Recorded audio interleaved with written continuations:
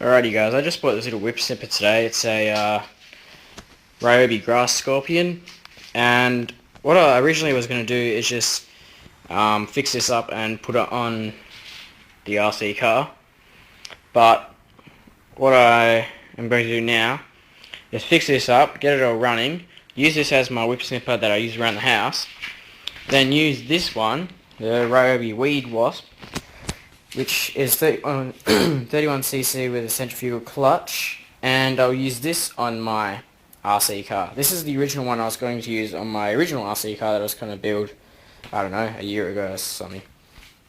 This makes it easier because, well, for one, it has a clutch, so it's way better. But on the actual clutch itself, it's way easier to weld a sprocket on there. If I put a sprocket on there, for one, it doesn't have a clutch, so it would just go whenever I start it. But to weld a sprocket on there or fix a sprocket on there is pretty hard. If I did put a sprocket on there, I'd probably just drill a tiny little pilot hole through the shaft of the engine and then put a split pin through it and put a sprocket on there. Because if you weld on there, whenever you weld something, whenever you apply heat to it, it pulls the other way. Same goes when you weld onto a shaft, and what happens is the shaft sort of bends a little bit. So then what happens is the shaft is slightly out of alignment, and then what happens is it just sort of, over time, everything sort of wears unevenly and it just screws everything up. So whereas if I just have a clutch, I just take the drum off, put it in the vise, weld the sprocket on, then put it back on the engine, and then the engine's not getting any sort of excessive heat. It runs, but the high jet, or what seems to me is the high jet, is blocked because it'll idle, but as soon as you throttle it just goes boo. And basically what that means is just the high jet is blocked. The low jet pretty much never gets blocked because basically you never idle your whip snipper. You're always on the high. You always got full throttle on. So any dirt that's going to block a jet is always going to be the high jet. So that's the ones that always stuff up. So I'm going to clean this carburetor. This is just a Walbro carburetor, but this pretty much works for anything. Well, first of all, what you want to do is just set up paper, and then what you're going to do is just take out all the little things like the high and low jets. That's basically it. And then take off these 4 screws, and there's a little diaphragm under there. Peel that off really gently. Don't rip it, otherwise you're buggered, and you've got to get a $30 rebuild kit, and it's just not worth it. Then take off this screw, and take off that side. Then that's about it, and then you got to blow it out with the air compressor and wish around everything in fuel. What you want to get is just a little jar like this one, and then fill it up with fuel, and then pop all your little needles in there and everything like that, and wish it around in fuel. Take those out, put it on the paper. The reason why I put paper down is just so you can see everything, and then put your actual main body of the carburetor in there and just give it a bit of a wish around. Then take it out, then get your air compressor and blow everything, then put it all back together again and then put it on. Hopefully you're watching this, Brendan. Not me, yeah, there's another Brendan. He was asking me the other day at school how to take the fuel tank off. What you do is you take off the carburetor, like I said, and you see these 4 screws here. If you loosen them, then this will come off. What the fuel tank is, if you can see that there, it's sort of got like 2 little bits like this on either side, like, I don't know, yeah, like that on either side, and the fuel tank is just sort of grabbed in there.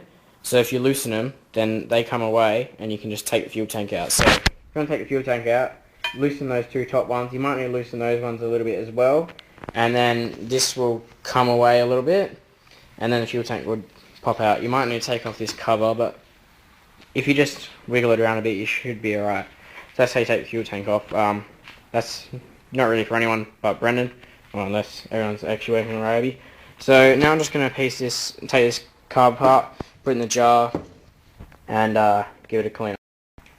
Alright guys, so I've dismantled this carb, and oh my god, no wonder the engine wasn't working. You guys won't be able to see that, but basically it's supposed to be silver in that hole. You'll probably be able to see slight little specks, and especially that one just there. See, that just wiped off then. That's all dirt. That's supposed to be a filter, and that's not a filter. That's clogged to the max.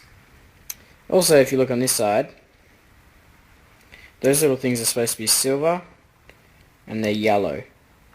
I can scratch that stuff off to bring it back to the silver colour. But that's all just gummed up fuel.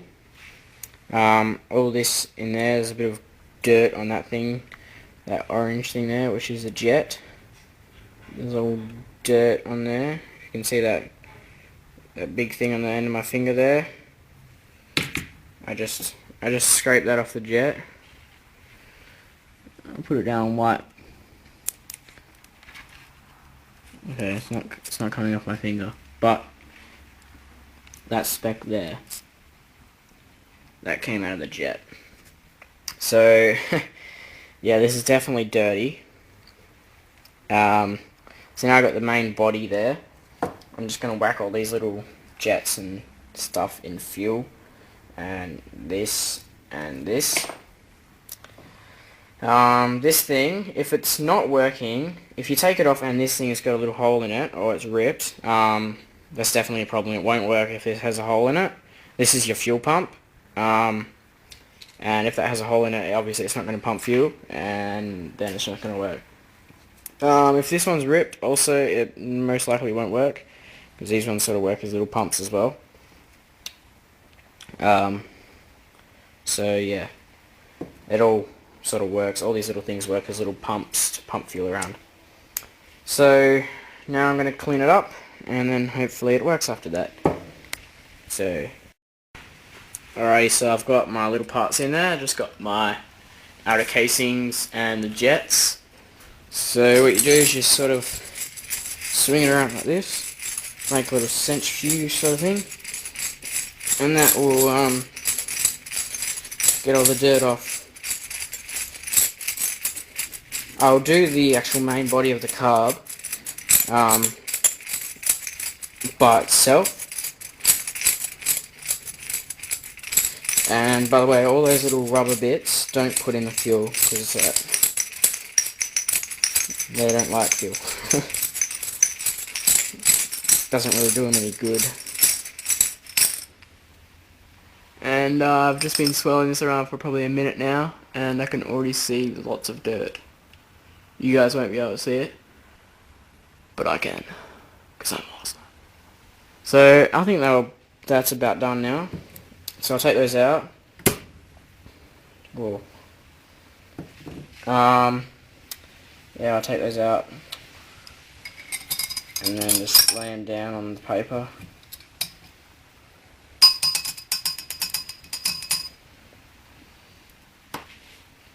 And I'll spray those with the air compressor later on.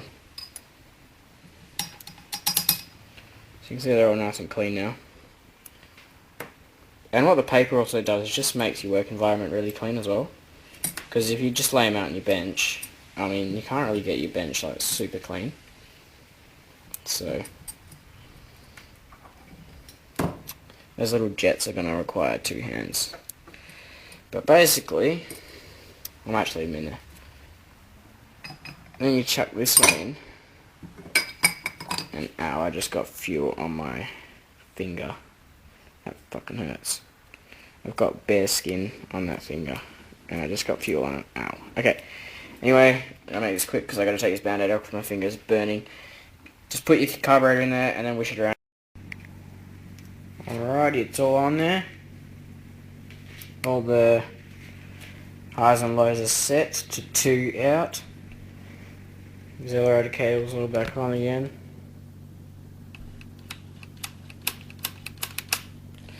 Now just got to connect up the fuel lines.